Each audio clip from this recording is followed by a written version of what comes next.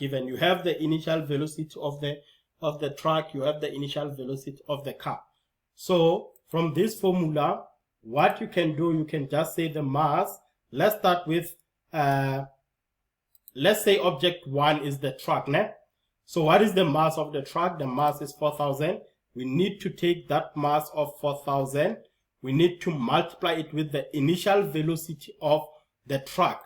And if we check, the initial velocity was given as 32.17. So I'm going to write it down here and say this will be the initial of that 32.17. Close the bracket.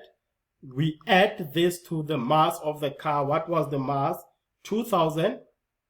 We need to multiply it with the initial velocity of the car, which was 25. So we're going to add the mass. The 2,000 and the 4,000 will give us 6,000. So the answer that you get, you multiply it by your VF. So I think from this point, it will be easy for you to calculate V final. Yeah. Can you please take this? I need you to, can you work this thing out now?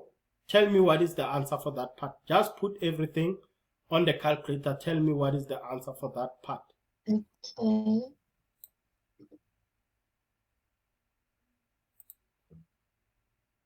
Uh, 178,680. 178,178,680. Like this. Yeah. Okay. It's equals to 6,000 VF. Let's divide both sides. Take answer divided by 6,000. Tell me what is your V final. 29.78. 29.78. This will be meters per second. Original direction, you'll put the direction, okay? Yeah. Okay. So now this is where I want us to stop. You can just